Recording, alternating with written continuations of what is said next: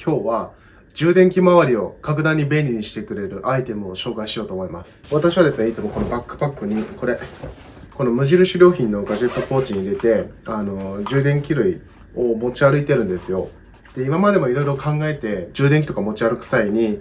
どれだけ便利に使えるかとか、早く充電できるかとか、持ち運びやすいかとか、結構充電周りはね、いろんなことを考えてたんですけれども、いろいろね、便利な、グッズが揃ってきてはいるんですけれども、それでも、やっぱりあれも欲しい、これも欲しいっていう感じで、結構いろいろその充電器周りで欲しいものが増えてきて、で、いろいろ調べてるうちに見つけたのが、こいつです。それが、こちらです。アンカーの615USB パワーストリップというプロダクトなんですけれども、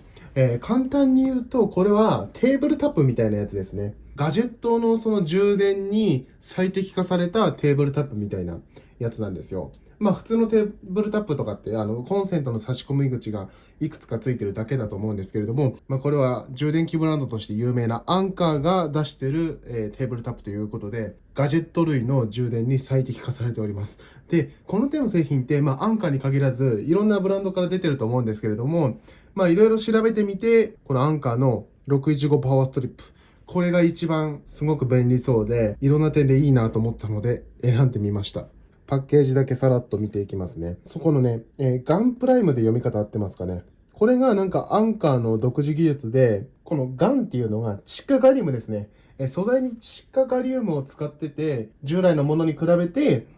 より小型で軽量だよっていうことで、安全性とかも高まって、で、さらに、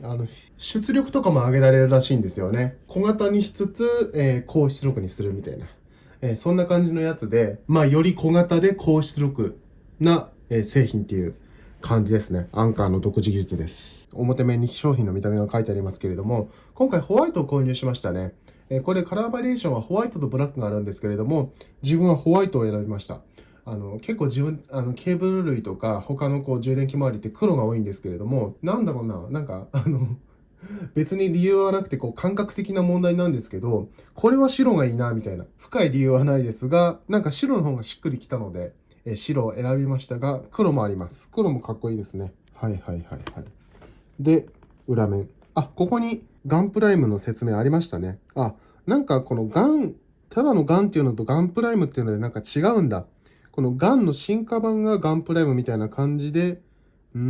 発熱を抑えて高効率充電を可能にし、クスの機器への充電をより効率化に行うと。なるほど。そう、もう手放しちゃったんですけれども、前ね、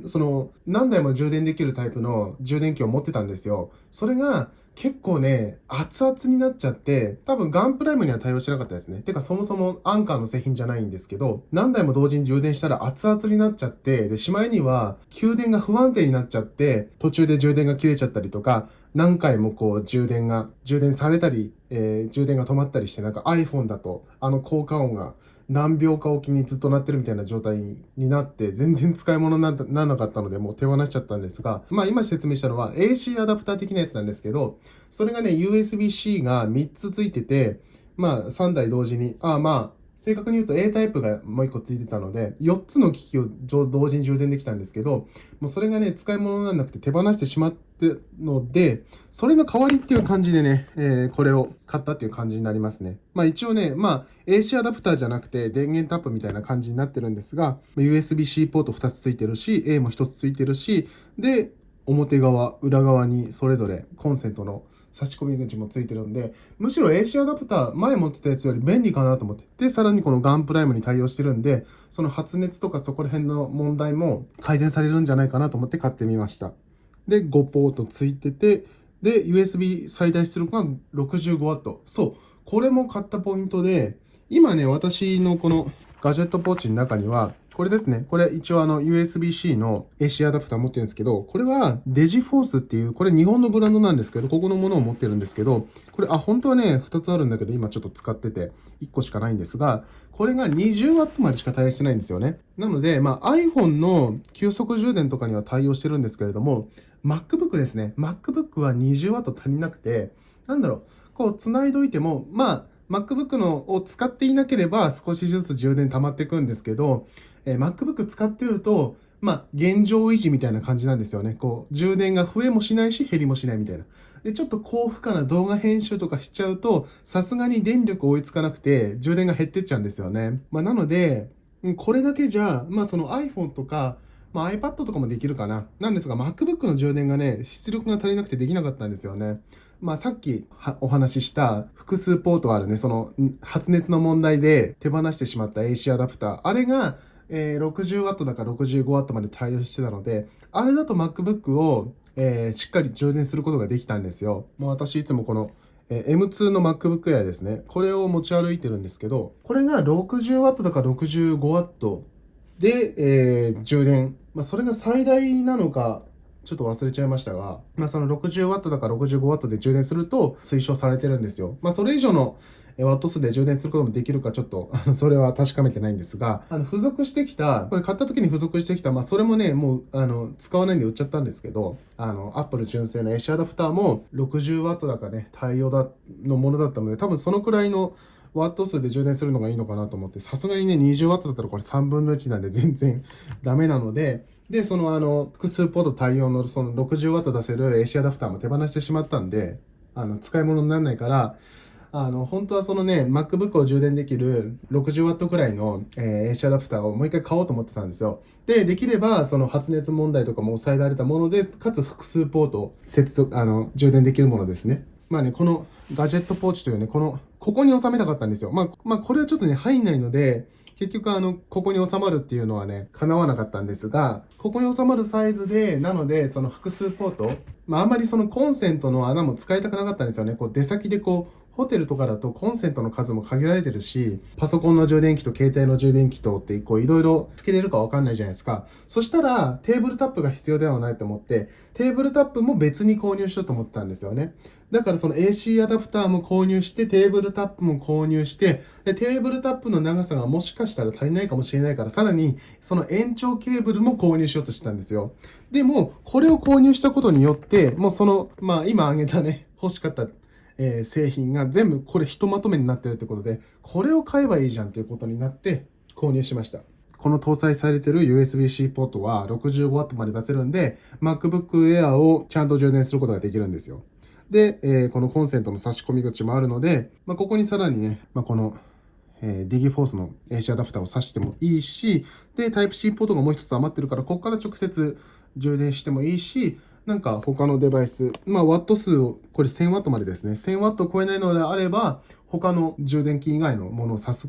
接続することもできると。で、もちろんこれですね、最終的にはこの差し込み口、これは1個で動くので、パソコンを挿して、携帯を充電して、そして、この USB もなんかに使えるし、で、あとコンセント差し込み口2つに、なんか他の充電器とか、他の製品ね、充電器じゃなくてもなんか挿したとしても、もうこれ1個挿しちゃえばいいんですよ。だからそのね、出先のホテルとか、そういうところで、カフェとかね、で使うのにめちゃくちゃいいなと思って買ってきました。そういうところで使うのにめちゃくちゃいいなと思ったんですよ。で、めちゃくちゃコンパクトでしょっ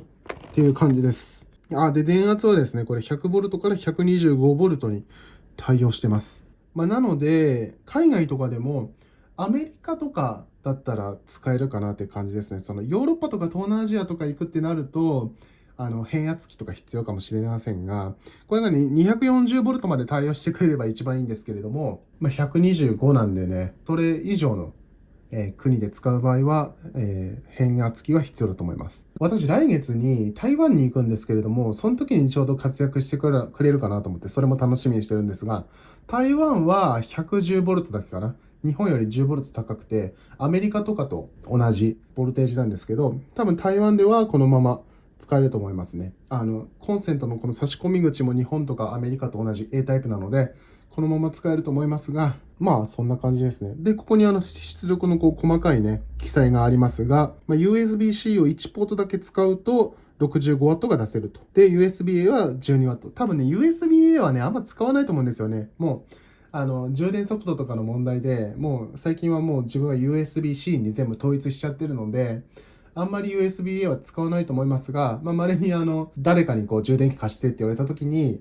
A タイプしか持ってない人とかいるんで、そういう人にね、貸したりするにはね、いいと思うんですけど、USB-A も一応搭載されてますよっていうことですね。2ポート使用時だと USB-C この2つあるうち、両方使うと 45W と 18W に分配されるっていうことですね。なので 45W でも MacBook ね、そこそこ充電されると思うんですよね。フルパワーでは充電できないんですが、45W でもそこそこ充電されるみたいですね。18W あれば iPhone の急速充電ができるので、一応この搭載されている USB-C ポートを2つ使って MacBook と iPhone を同時に充電することは一応は可能みたいです。で、最大が 63W に制限されるみたいですね。で、C と A をそれぞれ1個ずつ使った場合は 45W と 12W に分配されると。で、全部使った場合は 30W と 20W っていうのは USB-C かな。で、USB-A は同じく 12W っていうことで、さすがにね、Type-C にその iPhone とか iPad とかを接続した場合はそこそこ充電はできますが、MacBook はね、30W だと、ちょっとね、充電遅いかなと思いますね。なので、MacBook をここの Type-C ポートを使って充電するんであれば、3ポート使用しちゃうとちょっと弱くなっちゃうんで、できればね、1ポート、もう1個の Type-C ポートには何も挿さず、1ポートだけ使うっていうのがいいんですけれども、もう一つの Type-C ポートで何か充電しても、いけるかなっていう感じですね。それプラス A ポートも使っちゃうとちょっと厳しいかなという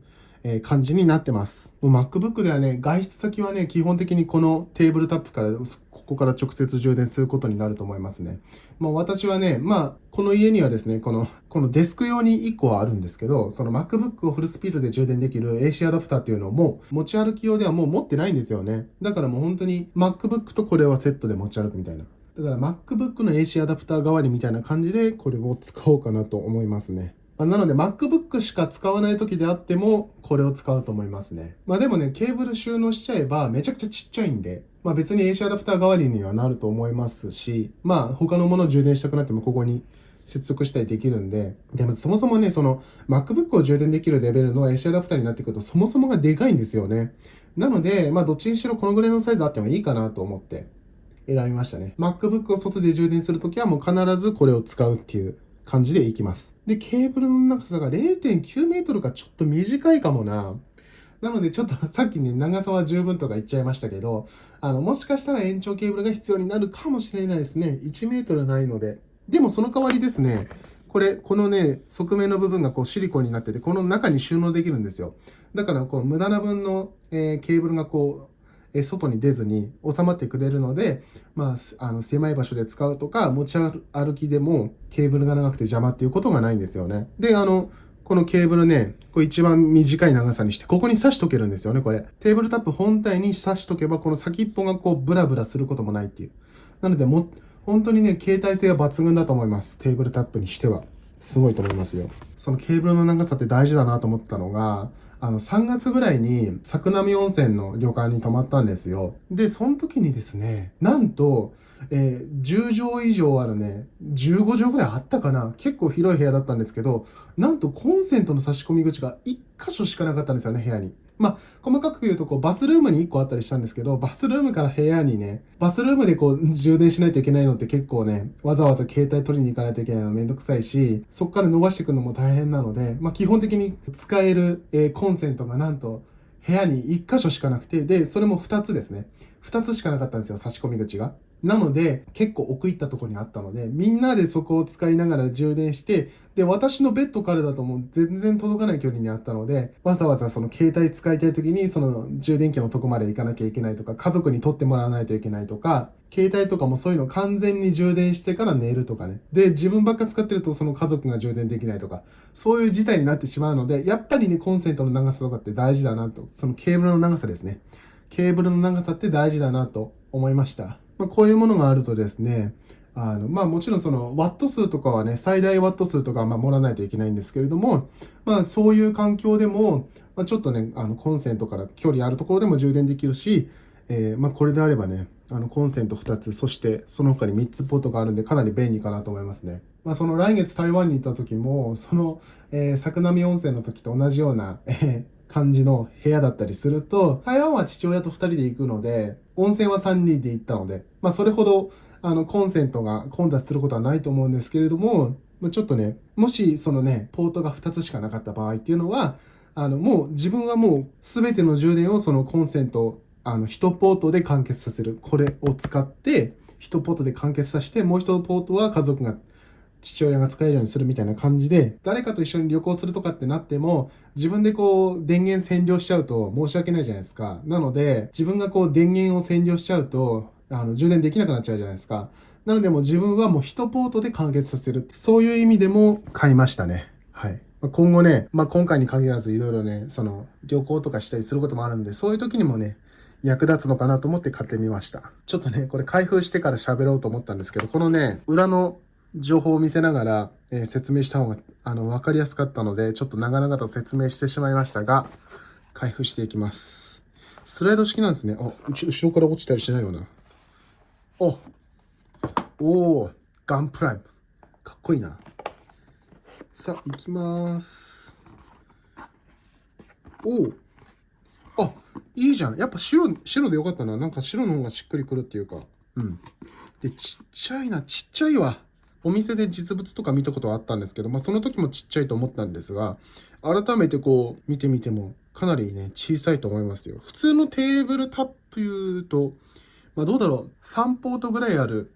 テーブルタップと同じくらいの大きさですかね。でもこのケーブルが収納できるっていうのがあるので、それよりも小さいかもしれません。取扱説明書が入っていました。はい。日本語ですね。オール日本語です。で、これはもうさっき説明したことですね。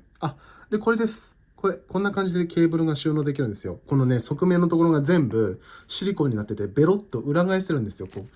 靴下みたいな感じで、ベロッと裏返せて、この中にケーブルを収納できるっていう感じなんです。な感じですね。だいたい外箱に書いてあったことと同じです。さあ、本体行きましょう。結構ずっしり感ある。ずっしり感はあるけど、そんなに重くはないですね。でも、ある程度ね、重さがないとね、結構、コンセント挿した時に動いちゃったりするんで、この手のやつってある程度の重さはね、あった方がいいんですが、やっぱり持ち運ぶこと前提とされているので、そんなに重くはないですね。重さとかって書いてないのかな？何グラムなんだろう。Amazon のページとか見れば書いてありますかね。そんなに重くはないですね。もうバックパックとかに入れたら絶対わかんないと思います。こんな感じです。で、裏側にも、コンセントが一つついてますね。で、ガンプライのムのマーク。これ剥がしちゃおう。で、これも。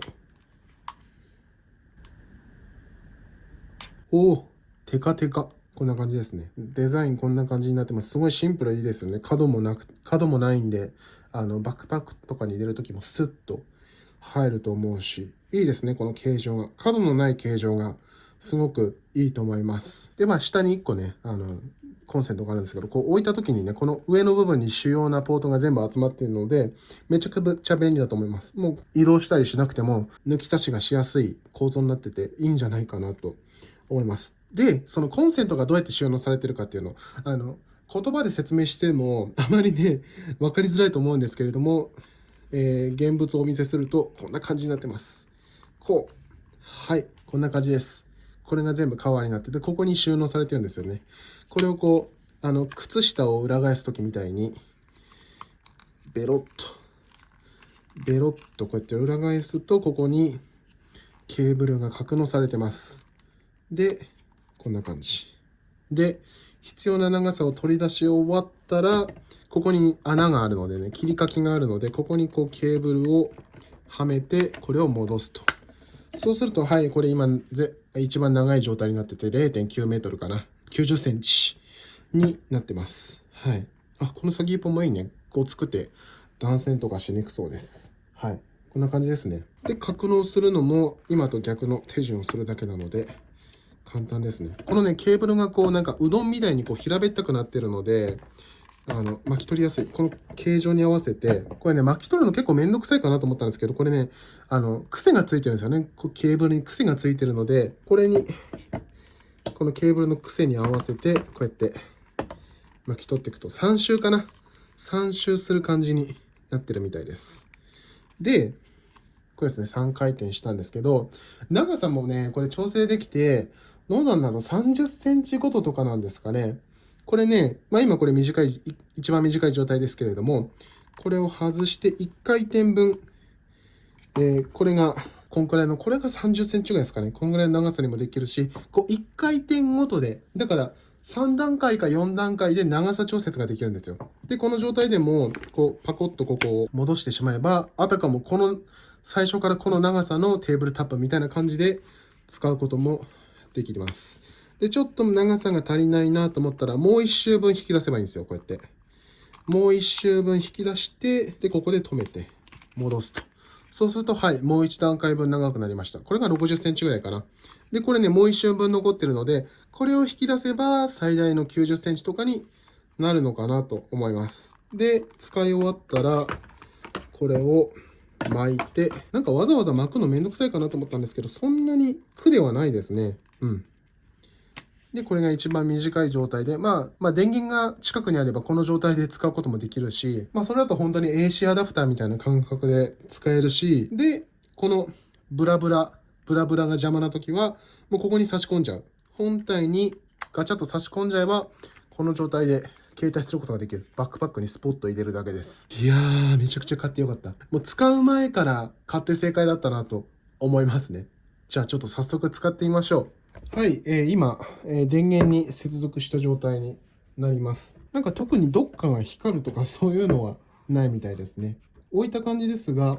滑り止めとかはついてないのかな。こんな感じで、机の上に置いてもガタついたりしないので、もう常に作業中はこいつをここに脇に置いといて、もういつでも差し込んだり、ケーブルを抜いたりできるみたいな、そういう環境にしとくといいんじゃないかなと思います。ではですね、私の作業環境を再現してみます。これね、自分のデスクの上ですけれども、これをね、カフェとか、ホテルとかそういう、自宅以外の環境だと思って、私の場合は、実家とかでもいいですね。実家に帰省してるという想定でいきましょうか。でも実家はあんまり電源に困ることないからいいんですけど、自宅以外の場所っていう想定で、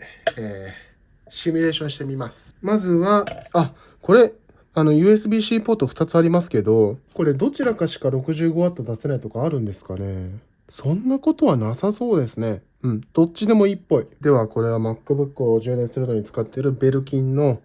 100W まで対応の2メートルのケーブル。これを挿して、で、MacBook に差し込みます。よいしょ。しっかり充電されましたね。ちなみにこれ、ガジェットポーチね。このガジェットポーチの中にあるものだけで完結できるかどうかです。ライトニングトゥ Type-C ケーブルを、USB-C ポートを2つ使うと、C1 と C2 を同時に使うと 45W と 18W か。じゃあ MacBook は、電源を、フルスピードで、65W がフルスピードかはちょっと調べないとわかりませんが、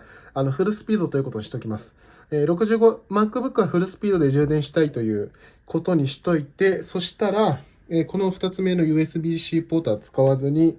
iPhone は、さっき出てきたこの DigiForce の超ちっちゃい、これ 20W ですね。20W の USB-C の AC アダプター。これを使って充電してみたいと思います。ここですね。ここに差し込むと。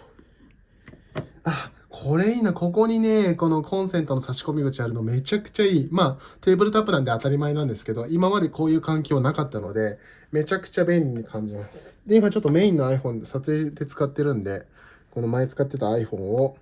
差し込んでみますが、はい、iPhone も充電できました。ちょっとケーブルがちょっとぐちゃぐちゃなのはちょっとお許しください。こんな感じで使えますよと。MacBook がフルスピードで充電できるってる時点で、もうこいつの、全然、それだけで役に立ってくれてると思うし、それにここにね、コンセントの差し込み口、今 iPhone 充電してるだけですが、他の、トータルのワット数が 1000W を超えなければ、何でもつなぐことができます。別に充電器じゃなくても、他のコンセントで駆動する、製品をつなげることができますので、なんかちょっと、例えが思いつかないですが、作業中にコンセント使いたいってなっても、わざわざその元の電源の場所に手を伸ばさなくても、ここに差し込めるっていうのはかなり便利だと思います。で、ケーブルがね、この状態でですね、タイプ C でもう一個充電したいってなったら、これタイプ C がここに余ってますね。これを使えばいいっていうことですし、例えば誰かが、ちょっと充電器貸してほしいんだけど、USB Type-A のケーブルしか持ってないんだよねって言われたら、この Type-A ポートに挿してもらえばいいわけなんですよ。もちろん、ここら辺、もちろんね、充電速度は落ちちゃいますけれども、Type-C、Type-A ポートで充電してもらうこともできますと。あとは、これ、最近買ったこれもアンカーのものなんですけれども、Type-C のApple Watch の充電器ですね。そう、今までですね、その Apple Watch の充電器って、Apple Watch を買った時についてきた、純正のケーブルですね。Apple 純正のケーブルしか持ってなかったんですよ。なので、もう出先とかで充電することができなかったし、したい場合は、私のこの充電ステーションから取り出して持ってかないといけなかったんですよ。で、それを忘れると充電できないんですよね。一回実家に帰った時に、Apple Watch の充電器を忘れちゃって、充電できないってことがあったんですよ。アップローチってね、独自端子なので、やっぱり専用の充電器ってのはどうしても必要になってくるんですよね。で、その iPhone とかも iPhone 15から Type-C になって、それはEU の方でね、充電端子は Type-C にしないといけないみたいな、統一しないといけないみたいな法律ができたから、iPhone もなく Type-C にしたと思うんですけれども、こういうスマートウォッチとかに関しては、適用外なんですよね、その法律が。なので、アップローチに関しては今後もね、独自のマグセーフかな。で、充電方式、これのままね、継続になると思うので、いくらね、身の回りを Type-C で揃えたいってなっても、Apple Watch だけはこの独自端子なので、このポータブルの、いつもこのね、常にこのガジェットポーチに入れとけるように、このポータブルタイプのものを買ったっていう感じなんですけれども、Apple Watch をピタッとくっつけて、ここだとちょっとスペース的にどうなんだろうな。ちょっと一回つけてみますか。よくやるのは、私はこの MacBook のここ、